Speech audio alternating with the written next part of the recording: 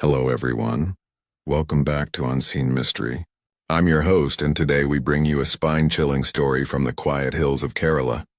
A double homicide that shook a whole community and left many questions unanswered. Before we begin, if you're new here, hit that subscribe button and ring the bell so you don't miss our daily true crime investigations. Tonight, we dive into the case of the Nenmara Double Murder, the brutal killing of a mother and son in the town of Nenmara in the Palakkad district. It's a tale of vengeance, fear, superstition, and the failure of trust between neighbors. Over the next 10 scenes, we'll take you step by step through the events, the motive, the investigation, and the shocking aftermath. Will we uncover the full truth? Stay with us, turn off all distractions, turn up the volume, and let's begin our journey into the dark underbelly of a rural community where no one believed such horror could happen, until it did. The village of Nenmara lay nestled in the lush surroundings of Palakkad district, Kerala, deceptively serene, an ordinary place where neighbors greeted each other at dawn, children chased kites in the afternoon sky, and life followed its gentle rhythm. But beneath that calm surface, tensions had been simmering for years. On the morning of 27th of January 2025, that peace was torn apart.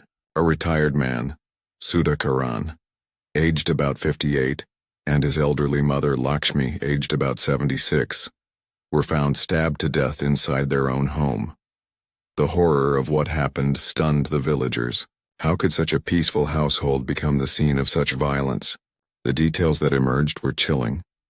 The assailant, a neighbor named Nenmara, had once been convicted, or at least suspected, in an earlier murder case. Yet he had somehow been out on parole and free in the community when this tragedy struck. Imagine the morning, light filtering through the windows, the mother preparing breakfast, the son reading the newspaper, and then an uninvited shadow entering their life.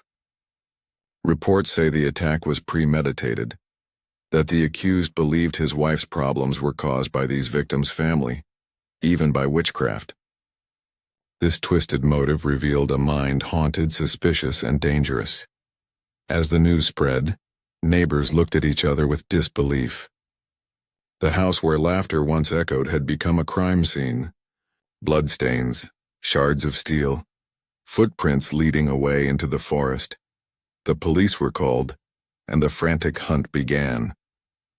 The accused was missing, having fled into the nearby hills, leaving the community reeling. But the story did not start with this morning's horror. It stretched back years, back to 2019, when the same accused had allegedly murdered the son's wife, the daughter-in-law named Sajitha. That earlier killing had raised alarm bells. The man was in custody. Bail issues were there, and yet, the sequence of events that allowed this tragedy to recur seemed rooted in neglect, fear, and community silence. Now, as the investigation launched, questions mounted. Why was the killer out on parole? Why had neighbors not acted? What role did superstition, grudge, and fear play in this unraveling? And most importantly, would justice be served, or would the cycle of violence continue in the shadows? The day began like any other in the quiet settlement of Nenmara. Morning dew clung to the green banana leaves, roosters crowed, and women swept their verandas. But inside one small tiled house near the narrow village road, an unimaginable crime was about to unfold. Around 7:30 a.m., neighbors heard a faint, muffled cry, a woman's voice cut short mid-scream. Then came silence. For a few minutes, everyone thought it was nothing, maybe an argument, maybe a domestic quarrel. But what followed would leave the entire community trembling with horror. Inside that house, Sudhakaran had no idea that death had already stepped across his doorstep. His mother, Lakshmi, had just finished her prayers, her lips murmuring soft Sanskrit verses when she turned to see the familiar figure of their neighbor, Nenmara, standing in the doorway. He was someone they had known for years, but that morning something about his eyes was different, cold, distant, and wild. He mumbled something about black magic and revenge, gripping a long, sharpened knife wrapped in cloth. Before Lakshmi could react, the blade flashed in the morning light, and the silence of decades-old friendship was shattered forever. What happened next was a blur of screams, chaos, and fear. Sudhakaran, hearing his mother's cries, rushed from the next room. The sight before him froze him in horror. His frail mother lying on the floor and their neighbor standing over her, blood dripping from his knife. In that instant, instinct took over. He tried to fight back, to wrestle the knife away, but the attacker was possessed with rage far beyond reason. The struggle was fierce but brief, and within minutes 2 lives were extinguished in a small ordinary home that now stood drenched in tragedy. The neighbors arrived too late. When they entered, the scene was something no one could ever forget. Lakshmi's lifeless body lay near the prayer mat, and Sudhakaran's was found slumped beside her, his hand still curled as if trying to protect his mother. It was a crime too brutal to process. 2 generations wiped out in a single storm of madness. Women screamed, men stood in shock, and the children were quickly pulled away by trembling hands. Someone finally found the courage to call the police, and within half an hour, Nenmara turned into a sealed crime zone. By the time officers arrived, the killer had vanished. His house, barely 2 lanes away, stood empty. The doors were open. A half-eaten breakfast left on the table, and muddy footprints led toward the dense plantation behind the village. That eerie trail of escape hinted at planning. This was not a sudden burst of anger, it was deliberate. The police immediately launched a manhunt, but deep down everyone knew. Catching him would not be easy. The man was familiar with the local terrain, and he had nothing left to lose. As the bodies were taken away for post-mortem, a heavy silence descended on Nenmara. The same villagers who once gossiped over evening tea now gathered outside the victim's home, whispering in disbelief. "How could he do this?" one woman cried. "He was always quiet, always respectful." But beneath those words was something darker, fear. Because they all knew the truth, this man had killed before. He was the same person who had taken Sudhakaran's daughter-in-law's life years ago. The past had come full circle, and the curse of that old sin had returned to claim 2 more souls. Long before the blood of 2025 stained the walls of Nenmara, the seeds of violence had already been sown. The villagers still remembered the summer of 2019, when the same man Chenthamara was accused of killing Sajitha, the daughter-in-law of Sudhakaran. Sajitha was young, bright, and full of life. She had recently married into the family and was well loved by everyone. But one evening she vanished.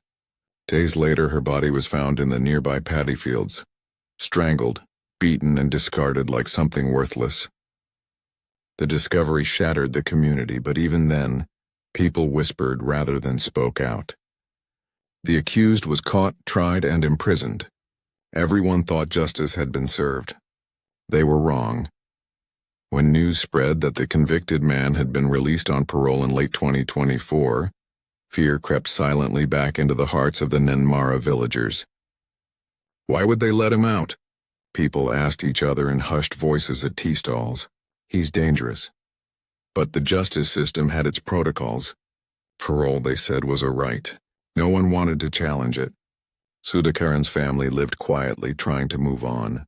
But some nights Lakshmi would wake up trembling, saying she had seen Sajitha's face in her dreams. "That man will come again," she whispered once. Those words, which everyone brushed aside as an old woman's fear, turned out to be a prophecy of doom. Chenthamara's obsession never died. Even from behind bars, he nursed his hatred towards Sudhakaran's family. He claimed they had cursed him, that his wife's mental illness and his bad luck were all their doing. His mind began to twist reality into a web of dark superstition. When he finally walked out of jail, he was not a reformed man. He was a ticking time bomb. Locals later told investigators that he often muttered strange things about witchcraft and revenge. One neighbor said, "He used to sit alone at night burning dried leaves and chanting something. We thought it was his grief. We didn't know it was rage." The police records showed something even more shocking. After his parole, he had actually gone to the victim's house several times, pretending to make peace. So the Karan, being kind-hearted, never refused him tea. "It's better to forgive and move on," he had told a friend just a week before the killings. But forgiveness in this case was fatal. The killer used those visits to learn their routines. When they woke up, where they kept the spare key, when the neighbors left for work. It was a blueprint of death, crafted with patience, executed with cruelty. What's even more disturbing is how close the authorities came to preventing the second tragedy, and failed. There were warnings, reports of threats, even a minor complaint made months before, but no one took it seriously. "It's village gossip," the officials said. In the eyes of the system, a man already convicted once could not possibly strike again so soon. That blind trust in procedure, that failure to see evil growing in plain sight, allowed a murderer to slip quietly into the heart of an unsuspecting family. And so, when Sudhakaran and Lakshmi died, the horror was not just about two bodies lying lifeless. It was about how society had ignored every signal of coming danger. The ghost of Sajitha's murder had returned, demanding attention that was denied to her the first time. The villagers, who had once stayed silent out of fear, now carried the weight of guilt. They had looked away when it mattered most, and now, blood had come back to their own doorsteps. The sun had barely risen over the misty green hills of Nenmara when a convoy of police jeeps roared into the narrow lanes, their sirens slicing through the silence of grief. The officers stepped out cautiously, their eyes scanning the blood-stained courtyard, the shocked faces, the trembling hands pointing toward the rubber plantation behind the house. The first thing they noticed was the pattern of muddy footprints leading into the dense vegetation. "He couldn't have gone far," said Inspector Rajiv, the officer in charge. But even as he said it, he sensed this would not be an easy chase. The killer knew these hills like the back of his hand. Within hours, the entire region turned into a police zone. More than 50 officers, including special tracking units, fanned out into the forests and riverbanks. Drones buzzed overhead, scanning the tree canopy for any sign of human movement. The locals watched in stunned silence as uniformed men combed through their fields, questioning everyone. Did anyone see him this morning? Was he carrying a weapon? Which way did he run? The same answer echoed everywhere and toward the forest. For years, the suspect had worked as a farmhand in these very plantations. He knew every hidden trail, every stream, every cave where one could hide for days. But what baffled the investigators was the precision with which the crime was executed. This wasn't a random act of madness. It was methodical. The killer had carried gloves, had brought his own knife, and had even taken time to wash off blood in a nearby pond before vanishing. One constable found a piece of soaked cloth floating near the water, later confirmed to have the victim's DNA. "He planned this," the inspector said grimly. "He waited for the right day, the right moment, and then struck." It was clear now that the killer had prepared his escape in advance. He had food, shelter, and probably even someone helping him from the outside. The police's next move was psychological. They went to his house hoping to find a clue. Inside, everything looked disturbingly ordinary. A bed neatly arranged, a photo of his wife on the wall, a half-burnt candle on the window ledge. But what froze everyone in place was a small notebook lying beside his pillow. Its pages were filled with scribbled words, strange chants, fragments of Malayalam prayers twisted with threats. "They cursed me. I will cleanse the blood. I will bring balance." The writing revealed a mind completely consumed by superstition. To him, this wasn't murder. It was a dark ritual of revenge. By evening, the operation had spread beyond Nenmara. Border checkposts were alerted and trains leaving Palakkad were monitored. But there was still no trace. Then came the first big breakthrough. A farmer from a nearby village called the police, saying he saw a man matching the suspect's description near a river crossing, trying to wash his hands. When officers reached the spot, they found only footprints and a torn shirt sleeve snagged on a branch. It was enough to confirm they were on the right trail. Yet each hour that passed made the search harder. Night was falling and the forest was turning into a black labyrinth. As darkness swallowed the hills, flashlights pierced the trees like fireflies. The officers moved silently, their boots crunching leaves, the air thick with tension. In the distance, a dog barked, and then silence. Everyone froze. Was it him? For a moment, all that could be heard was the rhythmic hum of the jungle. Then came the faint crack of a twig. Close, too close. The killer was still out there, hiding in the same wilderness that had sheltered his crimes. But he wasn't just running from the police. He was running from his own mind, haunted by the ghosts of those he'd killed. Night fell heavily over Nenmara. The once familiar forest that surrounded the village had turned into a breathing beast of darkness. Every sound, the rustle of leaves, the chirping of crickets, seemed magnified by fear. Police teams had camped along the trails, flashlights cutting through fog, radios crackling with updates. But deep within that wilderness, a lone figure moved like a phantom. Nenmara knew the forest better than anyone. Each hidden path, each dry stream bed was his ally. He carried only a small bundle of food, a knife, and the same rage that had fueled his hands hours earlier. For him, this was not an escape route, it was a pilgrimage of madness. By the second night, officers were exhausted. Their boots were soaked in mud, their throats dry from calling his name into the emptiness. "He can't survive long out there," one constable murmured. But Inspector Rajiv knew better. "A man who can kill twice and sleep beside the bodies will not die of hunger," he said coldly. The search continued. Then, around midnight, they found a clue. A burnt matchstick still warm near a cluster of rocks. Someone had made a fire there recently. The killer was close. The team spread out silently, their eyes darting through the gloom. For a moment, even the forest seemed to hold its breath. But Nenmara wasn't just hiding, he was watching. From behind a thick tree trunk, he saw the flashlights sweep past and the officer's shadows stretch across the ground. His lips twisted into something between a grin and a grimace.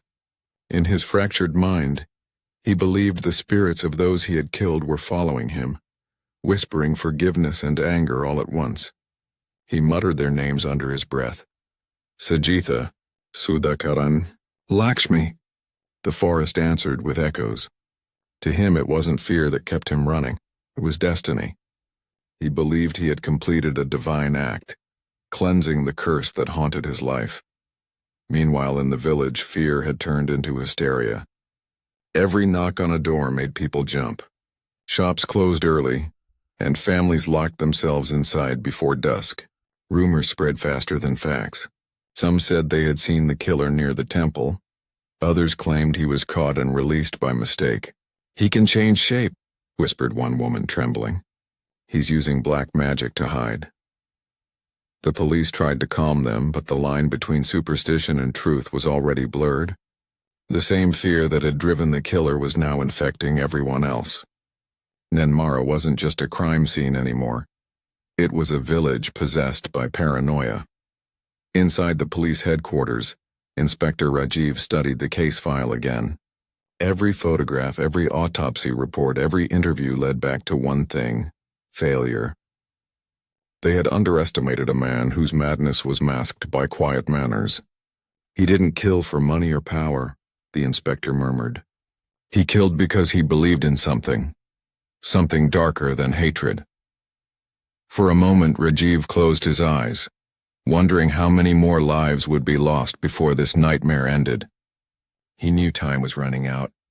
Rain clouds were forming, and once the storm broke, the killer's tracks would vanish forever. Then came the break they had been waiting for. At dawn, a forest guard radioed in. He'd seen movement near the old quarry road about 10 kilometers from the murder site. The police rushed there, hearts pounding. The ground was damp, the smell of rain thick in the air. Near a banyan tree they found fresh footprints, large, bare, and leading up toward the cliffs. "He's here," said Rajiv, tightening his grip on his weapon. The jungle seemed to come alive around them. The hunt was no longer about catching a fugitive. It was about confronting a ghost that had haunted Nenmara for years. The morning mist clung to the trees as the search team climbed the rocky slopes of the Nenmara quarry. The air was heavy with the smell of wet earth and tension. Every step brought them closer to the edge of the forest, and closer to the man they had been hunting for 3 days. Inspector Rajiv moved silently, his revolver steady, his heart pounding beneath his uniform. The trail was unmistakable now. Broken branches, crushed leaves, and the faint imprint of bare feet. Then suddenly a whisper crackled through the radio. "Sir, movement ahead." Everyone froze.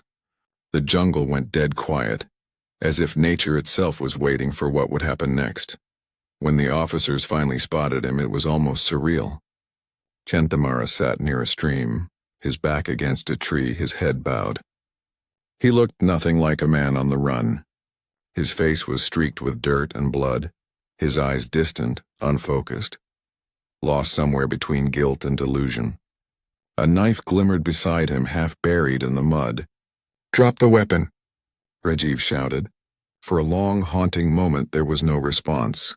Then the killer slowly raised his head, a faint smile curling on his lips. "You came," he said softly, almost with relief. "They told me you would." His voice was calm. Too calm for a man surrounded by armed police. Rajiv took a cautious step forward. "Who told you?" he asked, his tone firm but measured. Nenmara's eyes flicked upward, staring into the canopy. "They did," he whispered. "The ones you call dead, they speak to me. They wanted me to finish what I started." He began to laugh, a hollow, trembling sound that sent chills through everyone present. One of the constables muttered, "Sir, he's insane." But Rajiv knew better. This was not madness, it was obsession. The man before them wasn't detached from reality. He had created his own. As the inspector inched closer, he noticed something strange. The killer wasn't holding the knife defensively. Instead, his hands were open, palms up, as if surrendering to something unseen. "They're free now," Nenmara murmured. "I've given them peace. The curse is gone." His words made no sense, yet they revealed everything. He truly believed his victims were evil forces haunting him since his first crime. In his mind, the murders were not punishable sins but acts of divine cleansing. Rajiv realized then that what stood before him was not just a murderer. It was a man destroyed by fear, superstition, and the silence of those around him. Suddenly, there was a crack of thunder overhead. Rain began to pour in heavy sheets, blurring vision and soaking the ground. The officers closed in cautiously. "It's over, Nenmara," Rajiv yelled above the storm. "You can't escape." But the killer only laughed again, tilting his head back to let the rain wash his face. "Escape?" he said. "I already have." Then, before anyone could react, he lunged toward the stream, not to attack, but to throw himself into the swirling current below. Chaos erupted. Rajiv dove forward, catching him by the arm just as his feet slipped on the wet rocks. For a split second, both men teetered between life and death, until other officers grabbed hold and dragged them to safety. Nenmara was restrained, trembling and soaked, his body shivering violently. "You don't understand," he whispered as handcuffs clicked around his wrists. "I didn't kill them. I freed them." His words hung in the rain, cold and haunting. As the police escorted him down the slope, Rajiv couldn't shake the image of that hollow smile and those eyes that seemed to see something far beyond the physical world. For the first time, the inspector wondered, was this the story of a killer or of a society that allowed fear and superstition to breed a monster? Rain lashed against the windows of the Nenmara police station as the accused was brought in, drenched and handcuffed. The room smelled of damp earth and tension. The fluorescent lights flickered weakly, casting long, uneasy shadows across the walls. Nenmara sat at the center of it all, silent, blank, almost motionless. His eyes, however, were alive, darting between faces, cold and unreadable. Inspector Rajiv entered quietly, removing his cap and placing it on the table. "You know why you're here," he said calmly. "Tell me what happened." For a long moment there was only the sound of thunder outside. Then the killer smiled faintly, whispering. They finally stopped whispering. After I finished it, Rajiv leaned forward, studying him. "Who are they?" he asked, his voice firm but patient. Chanthamara's lips trembled. "The ones you buried," he said. "The ones you never believed could speak." He looked straight into the inspector's eyes. "She came to me, Sajitha, every night. She said her father-in-law cursed her spirit, trapped her between worlds. I heard her cries. I saw her shadow standing by my bed." His tone was so steady it almost sounded rehearsed. Rajiv realized this was the story the killer had been telling himself for years. A tale twisted by guilt, madness, and fear. It wasn't just superstition anymore. It was the reality he lived in. The officer motioned to his team to start recording. "So you're saying you killed them to silence her ghost?" he asked. The man nodded slowly. "Not silence and release," he corrected. "They held her. I freed her. She thanked me before she left." He closed his eyes, tears mixing with the rainwater on his face. The room fell silent. Even the junior constables stopped writing, their expressions hardening into disbelief. Rajiv, however, saw something deeper. He saw not a monster but a man devoured by guilt. A guilt so immense that his mind had rewritten the story to make him the hero, not the murderer. "Tell me about that night," Rajiv continued, his voice now lower, gentler. Chanthamara began to speak, haltingly at first, then faster, as if the words had been waiting years to escape. He described how he had gone to their house pretending to ask for forgiveness, how Lakshmi welcomed him in, how he saw Sajitha's shadow in the corner, whispering, "You can't rest until they're gone." He claimed the air turned cold, the walls trembled, and a voice in his head told him what to do. "I didn't feel the knife," he said blankly. "My hands moved, but it wasn't me. It was her." His story was both horrifying and heartbreaking, the perfect mix of insanity and confession. When the interrogation ended, Rajiv sat alone with the file open in front of him. The evidence was undeniable: fingerprints, DNA, witness accounts. But none of it could explain the why. "He's insane," one officer said. "Send him to a mental hospital." Rajiv didn't respond. He knew that madness wasn't born in a vacuum. It was shaped by neglect, fear, and superstition. If society had helped this man when he first showed signs of delusion, 2 lives might still have been saved. The inspector closed the file slowly, realizing that justice in cases like this was never clean. It always left stains on everyone. That night, as he drove home through the empty roads of Nenmara, Rajiv couldn't shake the image of Sajitha's photograph from the case file, her bright eyes, her smiling face. 3 people dead, 1 family destroyed, and 1 man trapped in a mind that could no longer tell good from evil. He whispered to himself, "Sometimes the scariest ghosts are the ones we create." Lightning flashed across the sky, illuminating the rain-soaked village, a place forever scarred by its own silence. The courtroom in Palakkad was packed beyond capacity. Reporters jostled for space. Villagers whispered prayers under their breath, and the faint smell of incense drifted from the corridor outside. This was not just a trial, it was a reckoning. At the front, behind a metal grill, sat Chanthamara. Clean-shaven now, his prison uniform stiff and pale, he looked more like a man lost than a monster. Yet the eyes betrayed him. Restless, haunted, refusing to meet anyone's gaze. Judge Anand entered, and a hush fell across the room. The air felt heavy, as if the ghosts of Nenmara themselves had come to watch. The prosecution began with cold precision. Photographs of the crime scene flashed on the screen. The blood-stained floor, the kitchen where the knife was found, the footprints leading away from the house. Witness after witness took the stand. Neighbors, relatives, and the constables who found the suspect near the quarry.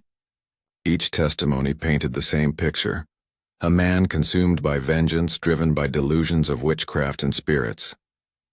The prosecutor's voice echoed, This was not divine justice. This was murder, brutal, deliberate.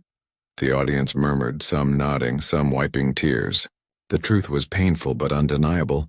Then came the defense, and with it the storm of confusion.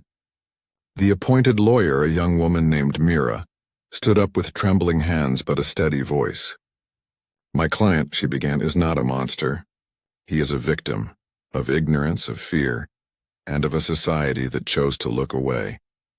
She spoke about mental health, about how Nenmara had shown clear signs of psychosis for years, yet no one helped him. He begged the temple priest for cleansing, he asked neighbors for medicine, and when no one listened, he created his own twisted logic. "Do we call that evil, or do we call that abandonment?"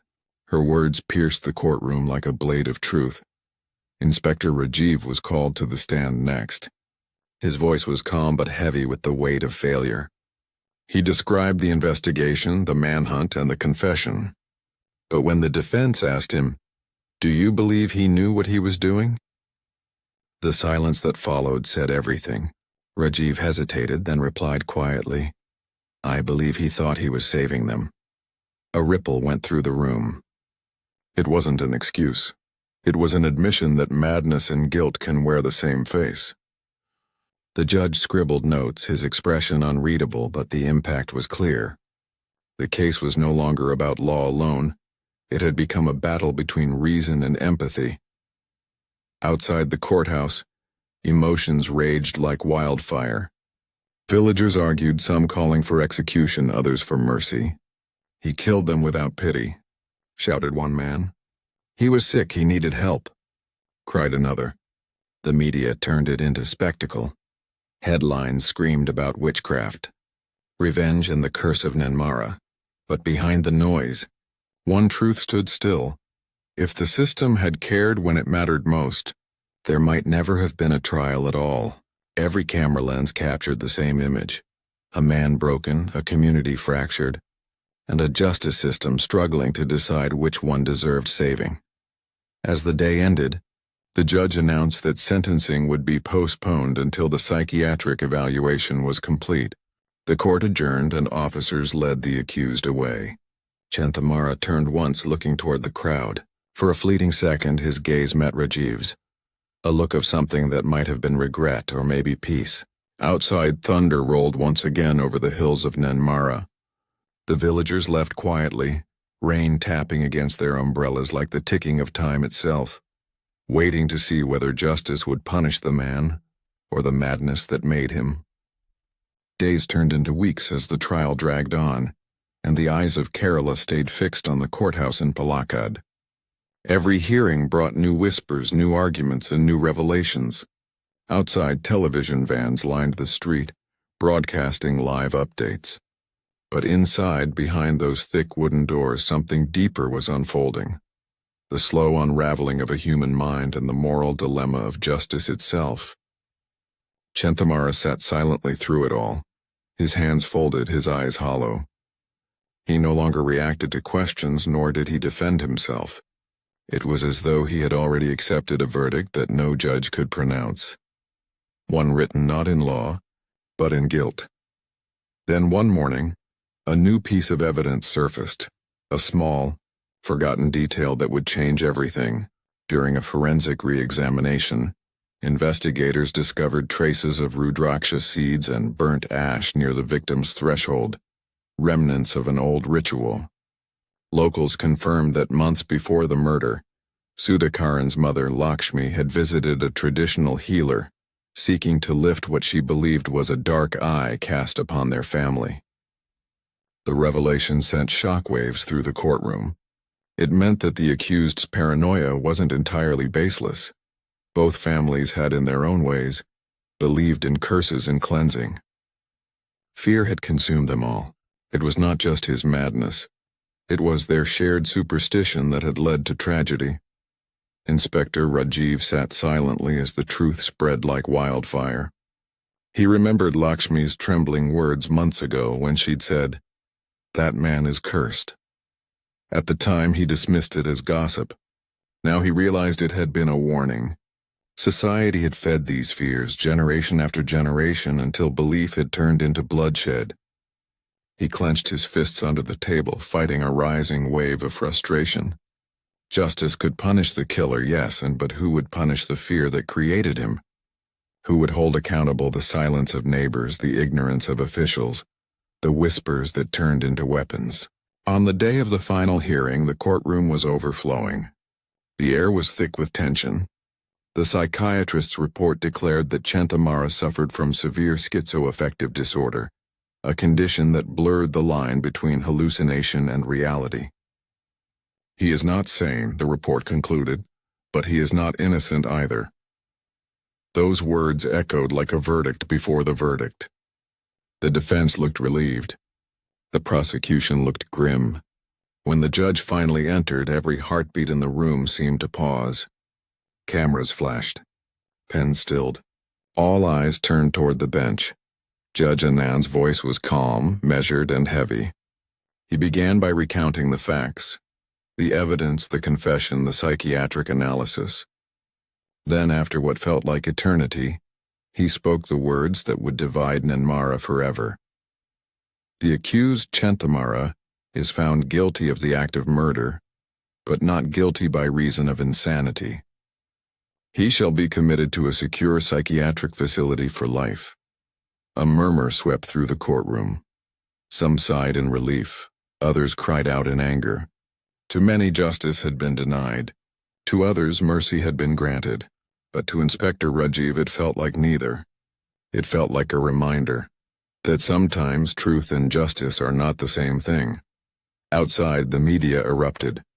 Reporters shouted, villagers argued, and news anchors debated whether the verdict was fair. But amid the chaos, rain began to fall once again, soft at first, then steady, as if the heavens themselves were washing away the noise. Rajiv stepped out of the courthouse, his coat soaked, his face expressionless. In the distance, he saw the green hills of Nenmara disappearing under the mist. He whispered to himself, fear began the story, and fear will end it. For him, the case was closed, but the questions it left behind would haunt Kerala for years. Months after the verdict, silence returned to Nenmara. The old tiled house where the murders took place stood empty, its windows broken, its doors creaking like they carried memories too heavy to hold. The government sealed it, yet locals said they still heard sounds at night. A woman crying softly, a man muttering prayers, the faint crackle of a matchstick. For some it was superstition, for others it was truth, but for all it was a reminder that some homes never forget the screams within their walls. Children avoided the path after sunset. Grown men refused to walk by without whispering a prayer. Fear had once again become part of life, invisible but alive. Inspector Rajiv, now transferred to Ernakulam, couldn't escape the case either. Every night as he sat by the window of his small government flat, the images came back. The blood, the faces, the trembling hands of a madman who thought he was cleansing evil. He kept wondering, did we really deliver justice? The murderer was locked away, yes, but the disease, the ignorance, the blind faith, the silence, was still free. He opened the old case file one last time. On the last page, he had written a single sentence during the investigation. Fear creates the monster before the monster creates fear. He closed the file slowly, his heart heavier than ever. Meanwhile, at the psychiatric facility in Kozhikode, Nenmara sat alone in his room, staring at the wall. Some days he laughed, some days he cried, and some days he spoke to shadows. The nurses said he often repeated one phrase over and over again. They were cursed. I freed them. To them it was madness. But in his fractured mind it was peace. On rainy nights when thunder echoed across the compound, he would press his palms to his ears and whisper prayers to gods no one else believed in. In his own world, justice had already been served, and perhaps that was the cruelest truth of all. Back in Nenmara, a small group of students and volunteers started an awareness campaign against superstitious rituals. They went door to door speaking about mental health, fear, and empathy. It wasn't easy. Many doors stayed closed. Many minds refused to open. But slowly change began, not through laws or verdicts, but through stories. Stories like this one. Stories that made people uncomfortable, made them think. In that sense, maybe the dead had not died in vain. Their story had become a warning, a voice whispering through the mist that some demons are not born in darkness, but in disbelief. One evening, as the sun set behind the green paddy fields, Rajiv returned to Nenmara. He stood before the old house, its walls now painted white again. The padlock hung rusted but firm. He took a deep breath, feeling the damp air fill his lungs. "You deserved better," he whispered, not sure whether he was speaking to the victims, the killer, or himself. The wind carried his words into the trees, and for a fleeting moment, it felt as though the land itself sighed in relief. Justice, he realized, doesn't always end in court. Sometimes it ends in forgiveness. And sometimes it never ends at all. As he turned to leave, lightning cracked across the sky, a flash that illuminated the house for just a second. In that flicker of light, Rajiv thought he saw two faint silhouettes by the doorway, standing side by side, watching. When the darkness returned, they were gone. He smiled faintly, perhaps at peace for the first time in months. The rain began again, soft and endless, washing away the dust of tragedy from Nenmara.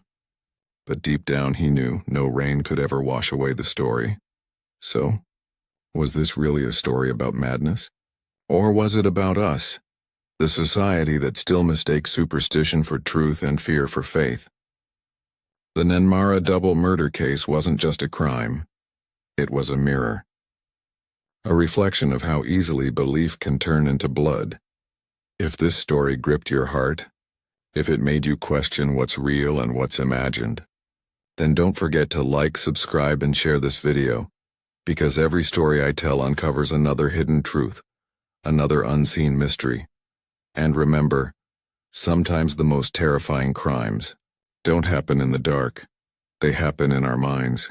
Tell me in the comments, do you believe fear can turn a human into a monster?